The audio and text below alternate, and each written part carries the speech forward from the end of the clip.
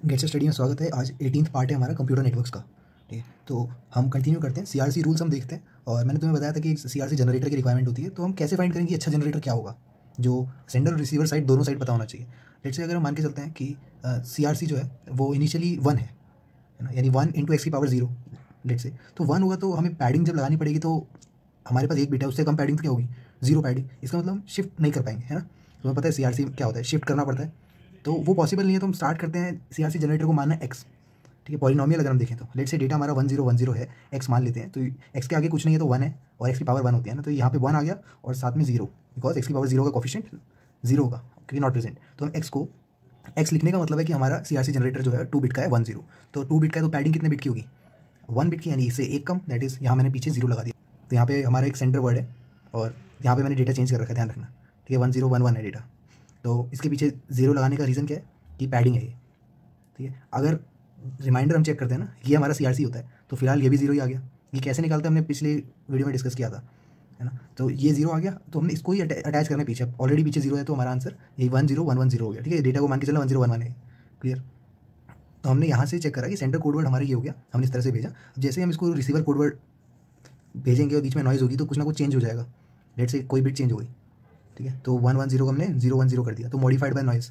तो जब हमने चेक करके देखा इसको, तो चेक कैसे, चेक मतलब किस तरह से करा जाता है, हमने प्रीवियस क्लास में पहले भी देखा था। तो 10 इज़ द हमारा जनरेटर, बताया था 10 जनरेटर है, और जो भी हमें मिला है रिसीव हुआ है जो भी रिसीवर साइड में, हम उसको चेक करेंगे। और अगर रिमाइंडर दैट इज सिंड्रोम, है ना, ये चीज़ हम डिस्कस कर रहे थे कि सिंड्रोम अगर 0 आते हैं इसका मतलब कोई एरर नहीं है। तो देखो 0 आ रहा है, ये बल्कि ये तो पूरी चेंज हो गई है ना, डेटा चेंज हो गया। तो मॉडिफाइड बाय नॉइज इवन हम डिटेक्ट नहीं कर पा रहे हैं, तो देयरफॉर बैड जनरेटर। तो CRC generator should not contain x, x नहीं होना चाहिए। और थोड़ा ध्यान से समझोगे तो एक्स का कोई भी मल्टीपल नहीं होना चाहिए। ठीक है, एक्स नहीं होना चाहिए। लेट्स से डेटा हमारा सेम है, आगे बढ़ते हैं। डेटा हमारा सेम है, सीआरसी जनरेटर x+1 लेके देखते हैं। तो यहाँ पे x+1 मतलब अब यहाँ पे x की पावर 0 का भी कोफिशिएंट है और x का कोफिशिएंट 1 है ना, तो दोनों 1 1 होगा। तो अगर हम 1 1 को मान के चलें सीआरसी जनरेटर है, तो हमारा पैडिंग किस तरह से होगी, पैडिंग हो जाएगी पीछे 1 लगेगी 0, समझ में, है ना। पैडिंग हमेशा जीरोज़ की लगती है। तो अगर 2 बिट का हमारा सीआरसी है तो 2 - 1 कितना होता है, 1 होता है। अगर 100 बिट का सीआरसी होता है तो पीछे 99 0 लगाते हैं, है ना। इस तरह से पैडिंग लिखती है। तो पैडिंग 0 लगी, हमने 11 से इसको डिवाइड इसको करके देखा ये चीज़। ठीक है, अब फाइनल हमारा आंसर है नीचे 1, तो हम 1 ऐड कर देंगे पीछे। तो डेटा था 1011, उसके पीछे ऐड कर दिया हमने 1, क्लियर। अब यहाँ से सेंडर से रिसीवर की साइड जाते हुए नॉइज़ की वजह से कोई बिट चेंज हो गई। लेट्स से हमारी आखिरी वाली बिट 1 की जगह 0 हो गई। ठीक है, तो चेक करने का क्या तरीका है कि हमारा 11 था, 11 नहीं मतलब 1 1 है ना, समझ में आ रहा होगा कि बाइनरी में हो रहा है ये सब। सीआरसी 1 1 है, हमने जो भी हमें मिला है उसको डिवाइड करके देखते हैं, अगर पूरा पूरा हो रहा है तो इसका मतलब सही भेजा था। मगर यहाँ देखो सिंड्रोम 0 नहीं आ रहा है, 0 आना चाहिए था, मतलब 0 आ जाता तो गड़बड़ हो जाती, है ना, जैसे ऊपर हो गई थी। क्योंकि डेटा गलत है तो डिटेक्ट होना चाहिए था, जो कि हो रहा है। सिंड्रोम 0 नहीं है, इसका मतलब एरर है, यानी डिटेक्टेड। तो पहला केस है हमारा 1 बिट एरर डिटेक्ट हो गया, हमने 1 बिट चेंज करी। लेट से 2 बिट चेंज करते हैं। अब यहाँ पे 10 1 की जगह 101 0 कर देते हैं। ये लास्ट में 1 1 को हटा के 00 कर देते हैं। तो जब 2 बिट मॉडिफाई करके चेक करने की कोशिश की तो नॉट डिटेक्ट, यानी सिंड्रोम 0 आ गया, यानी पकड़ा ही नहीं गया। ये तो सही बात है ना, तो नॉट डिटेक्टेड। मगर केस 3 देखा हमने, 3 बिट मॉडिफाई करी तो अगर लास्ट के 1 1 को 00 कर देते हैं तो 3 बिट एरर डिटेक्ट हो गया फिर से। तो यहाँ अगर तुम देखोगे कि जब हमने चेक करके देखा तो 1 आया हमारा रिमाइंडर, दैट इज सिंड्रोम 1 आया, तो डिटेक्ट हो गया। तो एक चीज़ हमें समझ में आती है कि x+1 जो है एक सीआरसी जनरेटर है जो डिटेक्ट कर पाते हैं ऑड नंबर ऑफ एरर्स को, क्लियर। तो ऐसे करके साइंटिस्ट रिसर्चर्स ने क्या करा, सीआरसी फाइंड आउट करने की कोशिश की और पता लगा कि सबसे बेस्ट सीआरसी कौन सा है वो देखते हैं। तो फाइंड आउट हुआ कि CRC 32 is the standard for detecting the errors. यानी सीआरसी अगर हम 32 समझ, 32 मतलब क्या होता है कि एक्स की पावर 32 प्लस एक्स की पावर 7 रेंड, मतलब 32 जो होता है डिग्री होना चाहिए पॉलिनोमियल, क्लियर। तो CRC 32 is the standard of detecting the error, that is it can detect odd even vertical bit errors, सारे एरर्स को डिटेक्ट कर पाता है जो पहले एरर आए थे उन सबको। So it is used as a LAN standard for detecting errors, clear. तो ये हमारा लैन स्टैंडर्ड कहलाएगा। लेट्स एक क्वेश्चन देख लेते हैं कि an error correcting code has the following code words. ठीक है, एक एरर करेक्टिंग कोड के बाद ये सारे कोड वर्ड्स हैं। What is the maximum number of bits the error can be corrected. ठीक है, bit errors that can be corrected. तो यहाँ पे एक चीज़ का ध्यान रखना है, यहाँ पे करेक्टेड पूछा है, एरर करेक्टिंग कोड है, डिटेक्टिंग नहीं है। तो टू करेक्ट डी एरर को करेक्ट करने के लिए मिनिमम हैमिंग डिस्टेंस क्या होना चाहिए, 2d+1। तुम बोलोगे भाई ये तो पलट गया, पिछली वीडियो में बता रहा था d+1 होता है, ये 2 कहाँ से आ गया। d+1 मैंने डिटेक्टिंग के लिए बोला था, किसके लिए, हैमिंग कोड डिटेक्टिंग के लिए d+1 होता है। मगर मिनिमम हैमिंग कोड अगर करेक्टिंग की बात करी जाए, correct to correct D errors है ना, तो 2d+1 होता है, ध्यान रखना इस बात का।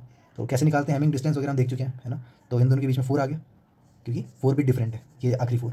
सिमिलरली यहाँ पे भी देखो 4 आ गया, इनमें 8 आ गया, इनमें 4, तो मिनिमम कौन कितना है, 4 है। तो जब 2d+1 4 करें, डी की वैल्यू 3/2 दैट इज 1.5, एक 1.5 को 1 मान लेंगे, है ना, यानी 1.0 से लेकर 1.9 कितना भी हो फ्लोर वैल्यू लेंगे 1 ही लेंगे। ठीक है, तुम बोलोगे 2 क्यों नहीं, देख लेते हैं। तो लेट्स से ये सेंटर साइड में हमारे पास ये सारे कोड वर्ड्स हैं और ये रिसीवर साइड में है। तो लेट्स से हमारा 0 ये गया 8 जीरो वाला गया, एक बिट चेंज हो गई, एक बिट चेंज हुई, लेट्स से लास्ट वाली चेंज हो गई।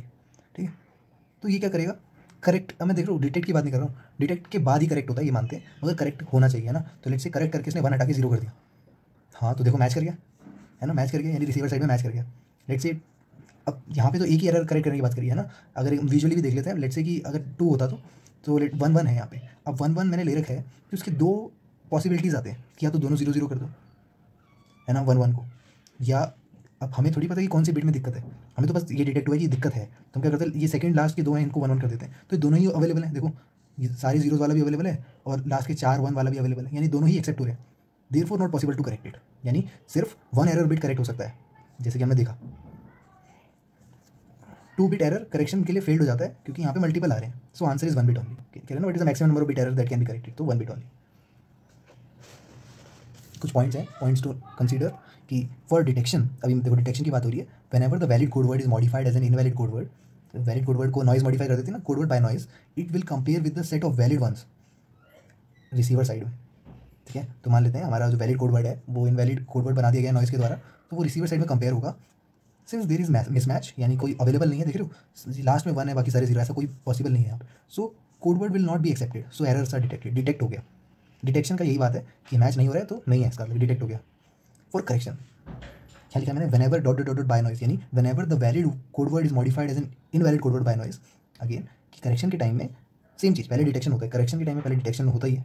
तो जब valid code word invalid code word में बन जाएगा नॉइज के थ्रू, तो first it will compare with the set of valid ones, since there is a mismatch data will not be accepted. देखिए ये तो डिटेक्शन की पॉइंट हो गई कि चेक करेगा भाई में से मैच कर रहा नहीं कर रहा है, तो डेटा एरर डिटेक्ट हो गया। Now from the invalid code word bye modifying the bits, अब समझ रहा कि जो इनवैलिड कोड वर्ड है उसमें हम एक स्टेप आगे जा रहे हैं कि मॉडिफाई कर रहे हैं बिट्स को, तभी तो करेक्शन होगा। Modifying the bits we should get the valid code word which is unique. तो हमें मॉडिफाई करने के बाद, जैसे मैंने 1 को मॉडिफाई करके 0 कर दिया, तो जो कोड वर्ड है वो यूनिक है, एक ही जगह प्रेजेंट है ना, that is it should not gate remaining n-1 valid code word. ऐसा नहीं होना चाहिए कि जैसे यहाँ पे हुआ कि अगर मैं मॉडिफाई कर रहा हूँ तो वो इसमें से कोई और भी आ जा रहा है, कभी दूसरी चीज़ मॉडिफाई कर रहा हूँ कहीं और आ जा रहा है ना, क्योंकि 2 बिट्स हमें मॉडिफाई करनी है। तो लेट्स से इन 1 1 को 0 0 कर दिया या इन 0 0 को 1 1 कर दिया, क्योंकि हमें पता नहीं ना एक्जैक्टली कहाँ पे है, तो इस चीज़ का ध्यान रखना कि यूनिक होना चाहिए वो, that is it should not gate remaining n-1 valid code words. ठीक है, यानी वो बाकी n-1 यानी एक तो हो गया, एक तो पकड़ा गया है ना, बाकी उसके अलावा नहीं होने चाहिए, यूनिक होना चाहिए। क्लियर, आगे बढ़ो। अच्छा एक मैसेज दे रखा है तुम्हें एम नाम से, ये कह रहे हैं कि the CRC for this message using the divisor polynomial, polynomial तुम्हें दे रखा है इस तरह से। तब तुम्हें पता है कि जो भी x की पावर दे रखी है उसके आगे 1 होगा कॉफिशिएंट, और जो पावर नहीं दे रखी है उसके आगे 0 होगा। जैसे 5 x की पावर 5 दे रखा है तो यहाँ पे 1 लिख देंगे, x की पावर 4 दे रखा है यहाँ पे 1 लिख देंगे, कि x की पावर 3 दे रखा है नहीं तो यहाँ 0 लिख देंगे, 2 दे रखा है तो यहाँ पे 1 लिख देंगे, 1 दे रखा है कि x की पावर 1 नहीं तो 0 लिख देंगे, x की पावर 0 दे रखा है तो हाँ 1 लिख देंगे। समझ में आया? ये हमने पॉलिनोमियल से बिट्स बना दी, हम पहले भी देख चुके हैं।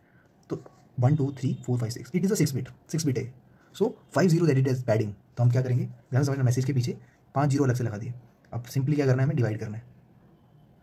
क्लियर, तो डिवाइड करना तुम्हें पता ही है। पहले हम मोस्ट सिग्निफिकेंट बिट देखेंगे 1, पूरा नहीं करके बताऊंगा, वैसे बता चुके हैं प्रीवियस वीडियो में, है ना।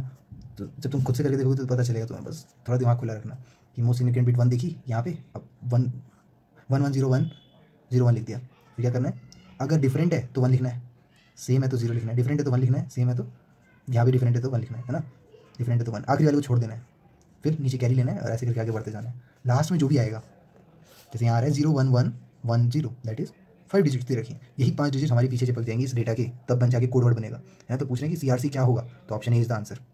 ठीक है, अब आते हैं फ्रेमिंग के कॉन्सेप्ट पे। फ्रेमिंग का क्या कॉन्सेप्ट है कि पहली बात हम करते ही क्यों है फ्रेमिंग, ये ध्यान से ये समझ लेते हैं पहले। लेट्स से तुम्हारे सेंडर ने भेजा 1000, ठीक है, 1000 नहीं है 100 बाइनरी में, रिसीवर की साइड पहुंचा 1001, यानी 1 बिट मॉडिफाई हो गई है, 1 लिखा है नहीं 1 बिट मॉडिफाई हो गई। तो 1 बिट अगर मॉडिफाई हो जाती है तो उसको पता लगाने के क्या तरीके हैं, मुझे क्या पता कौन सी बिट मॉडिफाई हुई है ना। तो इससे मेरे को एक चीज़ समझ में आती है, क्या पता है पहला 1 मॉडिफाई हुआ तो 001 लिख देते 0001 लिख देते हैं, क्या ये सेकंड वाला मॉडिफाई हुआ, ऐसे करके 4 पॉसिबिलिटी निकलती है। 4 चीज़ें हैं, 4 में से कोई भी एक बिट मॉडिफाई है तो हम 4 पॉसिबिलिटी निकालते हैं, और फाइनली आखिरी जाके अगर वर्स्ट केस होगा तो देखो ये ही तो हमारा डेटा था जो सेंटर ने भेजा था। तो actual data can be one of the 4 possibility, that is 4C1। Clear, अब मान लो तुम्हारे पास वही दे रखा है 1000 दे रखा है बाइनरी में, अब लेट्स से 2 बिट्स किसी ने चेंज कर दी, तो 2 बिट मॉडिफाई करिए तो 4C2, 6 पॉसिबिलिटीज़ हैं, है ना। अब अगर थोड़ा बड़ी स्केल पे देखा जाए, लेट्स से 9999, है ना, यानी इसका तुम करके देख लेना बाइनरी में, बस तुम्हें इतना समझ में आना चाहिए कि पॉसिबिलिटी ऑफ फाइंडिंग एक्चुअल जो मिलेगा वो 999C2 that is very high. ठीक है, तो इसका मतलब क्या है कि भाई द प्रोबेबिलिटी या फिर efficiency of detection of error can be by any error detection scheme decrease as the length of the data increase. कि जैसे जैसे तो बहुत छोटा सा डेटा था, इतना सा डेटा कौन भेजता है, हम डेटा तो बहुत ज़्यादा भेजते हैं ना, तो जो एफिशिएंसी है डिटेक्ट करने की एरर वो क्या होती है, डिक्रीज होती रहती है जैसे जैसे डेटा की लेंथ बढ़ती रहती है। तो ये चीज़ समझ में आई तुम्हें, डेटा की लेंथ बढ़ती रहेगी तो इतना बड़ा बड़ा डेटा भेजोगे तुम तो बहुत वही एफिशिएंसी कम होती जाएगी, एरर का पता लगाने बहुत मुश्किल होगी, इतने सारे में से कहाँ पे एरर होगा। तो dividing the large amount of data into small parts, एक बहुत लार्ज अमाउंट ऑफ डेटा को स्मॉल पार्ट्स में डिवाइड कर रहे हैं so that error can be detected easily, error का पता लग सके इजीली बाय द CRC और सम एरर डिटेक्शन स्कीम, कोई भी एरर डिटेक्शन स्कीम से। तो दिस इज कॉल्ड फ्रेमिंग। समझ में आया? फ्रेमिंग हम क्यों करते हैं? क्लास में सब बच्चे हल्ला मचाएंगे तो अलग बात है, मगर तुम्हें पता चल जाएगा ना कि किस क्लास से आवाज़ आई, जब सब बच्चों को अलग अलग क्लास में रखोगे तो ऐसा करके कुछ। तो इसका दूसरा एनालॉजी भी देख लो, यही चीज़ फ्रेमिंग का चक्कर समझाने का तरीका एक और। मान लेते बैंडविड्थ जो है 10 Mbps है, राउंड ट्रिप टाइम 15 माइक्रोसेकंड का लगा है, फ्रेम साइज हमारा 5 बिट का है। विंडो साइज़ क्या होगा? काफ़ी क्वेश्चन कर चुके हैं वैसे कि 1 सेकंड में 10⁻7 बिट्स है, तो 50 माइक्रोसेकंड में number of bits in RTT क्या जाएगा, 500 बिट्स आ जाएगा। क्लियर? अंदर को मल्टीप्लाई कर देंगे 50 माइक्रोसेकंड और 10⁻7 बिट्स, है ना। तो नंबर ऑफ बिट्स कितने आ जाएंगे, 500 बिट्स। अब विंडो साइज़ हमारा 5 बिट, तो यानी विंडो साइज़ 5 बिट है तो हमारा फ्रेम साइज़ हमारा 5 बिट है, तो विंडो साइज़ क्या हो जाएगा, 500/5 दैट इज 100। तो यानी 100 विंडो साइज़ हो गया, यानी 100 जो है सेट हुए। But if the frame size, let's say frame size जो है यहाँ पे 5 बिट दे रखा है, अगर 250 बिट होता तो भाई लोग विंडो साइज दो ही हो जाता। मगर इसमें दिक्कत क्या होती, एरर डिटेक्शन डिफिकल्ट हो जाता कि जब large part of data, large amount of data एक साथ आ जाएंगे, है ना। अब तुम्हें मान लेते हैं कि तुम्हें पता चलेगा कि एक में एरर है, तो फिर भी देखो 2 ही हैं, उनमें से एक में एरर है, और यहाँ पे तुम्हें इजीली पता चल जाएगा, है ना। विंडो साइज जब 100 हुआ है कि एरर जो है डिटेक्ट हो पा रहा है क्योंकि हमने स्मॉल पार्ट्स में डिवाइड कर दिया। तो फ्रेमिंग टेक्निक में अपने अपने तरीके होते हैं। पहला तरीका आता है character count technique. Let's say network layer से हमारा सेंट्रल डेटा लिंक लेयर में ये डेटा गया, तो अब इसमें क्या करते हैं, कैरेक्टर काउंट टेक्निक में क्या करते हैं कि जितने भी बिट हम उठाने वाले हैं ना उसको आगे काउंट पे लगा लेते हैं। लेट्स से 412 में उठा रहा हूँ तो 412 गया, उसके आगे 3 लिख दिया, क्योंकि ये 3 मतलब बताने का मतलब है कि पीछे के जो 3 हैं वो हमारे डेटा का पार्ट है। अब लेट्स से ये है कि 39571, इसको मैंने अलग से भेज दिया, तो हम 5 आगे लगा दिया, काउंट है और ये डेटा का पार्ट है। बाकी बचा 3209, ऐसे लेट्स से इसे 209 है ना बचा, तो 3 हमारा आगे आ जाएगा क्योंकि काउंट है हमारे डेटा का 3। तो ये हमारा कैरेक्टर काउंट टेक्निक। तो in character count technique the count value indicate the size of the frame. Count value बताएगा फ्रेम का क्या साइज है, so that the large data that is coming from the network layer will be transmitted as small parts. ठीक है, वो जो data है वो स्मॉल पार्ट्स में आएगा। तो during the data transmission if noise modify the data content receive easily will find out the error is data size small, है ना। मान लो किसी लेट्स से 7 की जगह 9 कर दिया, तो ठीक है, एक बिट में दिक्कत है ना, एक जगह पे दिक्कत है, तो डेटा पता चल पा रहा है इजीली, तो ये डेटा का पता चल रहा है। मगर दिक्कत पता कब आएगी, जब कोई काउंट की वैल्यू को चेंज कर देगा। जैसे मान लो 5 की जगह किसी ने 7 कर दिया, तो ये पीछे के डेटा जो है ना 3 ये भी कंसीडर हो जाएगा, 2 भी कंसीडर हो जाएगा, तो एक तरह से क्या वो गड़बड़ हो जाएगा डेटा लेने में। तो यही प्रॉब्लम है यहाँ पे। The problem in the character count technique is that if the count value is modified by the noise ने अगर काउंट वैल्यू को ही मॉडिफाई कर दिया तो receiver will accept the data different from what the sender is sending, तो then there is a synchronisation problem. ठीक है, इस प्रॉब्लम से डील करने के लिए हमें दूसरी टेक्निक बनानी पड़ेगी। तो character bit stuffing is the next technique. तो इस टेक्निक के थ्रू में क्या होता है कि पहली बात तो एक फ्लैग का कॉन्सेप्ट होता है कि नेटवर्क लेयर से, अब ये तुम्हें थोड़ा थोड़ा फैमिलियर लगेगा, तुम अभी बता दो कैसे। अगर तुमने जावास्क्रिप्ट या तुमने C++ में भी करते हैं, देखो नेटवर्क लेयर है, नेटवर्क लेयर से हमारा सेंट्रल डेटा लिंक लेयर में गया, लेट्स से तुम्हें AB पहुंचाना है, तो AB के आगे पीछे फ्लैग लगा दो, F मतलब फ्लैग है, लेट्स से 06 ये एक फ्लैग बना दिया हमने। ठीक है, डेटा के चंक्स होते हैं ना, तो फ्लैग लगा दिया आगे पीछे इस तरह से, उसके बीच में AB डाल दिया, AB भी एवरीथिंग इज इन बाइनरी। ठीक है, तो नॉइज़ ने क्या करा, चेंज कर दिया, ठीक है, कुछ भी करेगा नॉइज़ तो पता चल जाएगा, है ना। तो जैसे ही रिसीवर पेयर पे पहुंचा तो हमारा AB जो है इजीली हो गया, क्योंकि हमें पता है कि पहले जो 8 हैं दैट इज दिस फॉर्म में 06 जो है ये फ्लैग है, और आखिर में फ्लैग है, बीच में AB हमारा पहुंच गया। मगर दिक्कत तब आएगी, मान लो कि डेटा क्या पता ये एक डेटा का पार्ट हो, तो 06 ये एक डेटा का पार्ट हो, तो F यानी फ्लैग की वैल्यू है। ठीक है, सब बाइनरी में, तो ये अगर डेटा का पार्ट निकला तो दिक्कत हो जाएगी भाई, क्योंकि ऐसे FA FB F ऐसे करके आएगा। तो जब रिसीवर साइड में पहुंचेगा तो ये देखेगा कि अच्छा F और F के बीच में A है, तो सिर्फ A को ले लेगा, है ना, दैट इज रॉन्ग। तो इसलिए हम क्या करते हैं, कैरेक्टर स्टफिंग करते हैं। अभी तक कैरेक्टर स्टफिंग नहीं की, हम फ्लैग लगाना सीख रहे थे, कैरेक्टर स्टफिंग अब होती है। तो हम क्या करते हैं कि ये जो F जो है पार्ट है ना, इसका हमारे डेटा का पार्ट है, तो हम इसके पीछे एक स्केप लगा देंगे, स्केप सीक्वेंस। तो मैं बता रहा था कि जब जैसे तुम करते हो आउटपुट करना चाहते हो और तुम्हें पता है कि स्लैश जो है वो दिक्कत देता है, या डबल कोट्स के अंदर डबल कोट डालना चाहते हो तो एक स्केप नहीं लगा देते, वैसा ही कुछ। ठीक है, होप रिलेट कर पा रहे होगे, मैं C++ की बात कर रहा हूँ, ऐसे लैंग्वेजेस की प्रोग्रामिंग लैंग्वेज में ऐसा करते हैं। ठीक है, तो स्केप लगाने से क्या हुआ कि पता चल गया कि इस एफ को मान के चलना है कि ये डेटा का पार्ट है, तो इसने ए को लिया, एफ को लिया, बी को लिया।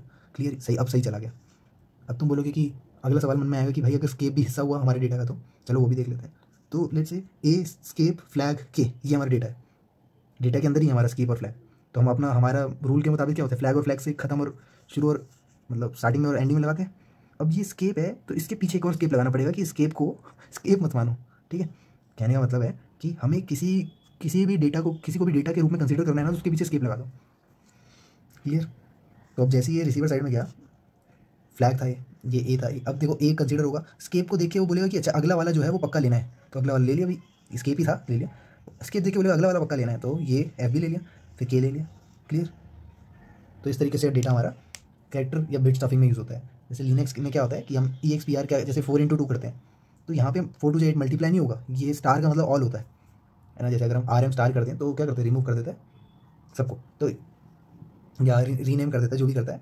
तो यहाँ पे हमारा ऑल के रूप में होता है, तो इसको मल्टीप्लाई करना है तो आगे स्केप सीक्वेंस लाना पड़ेगा, अब ये मल्टीप्लाई कहलाएगा, ठीक है। ऐसे ही अगर मान लो कि तुम्हें डिवाइड करना है, तो एक्चुअल में ये सिंबल, ये जो यूज़ होता है लिनक्स में, रूट के लिए यूज़ होता है ना।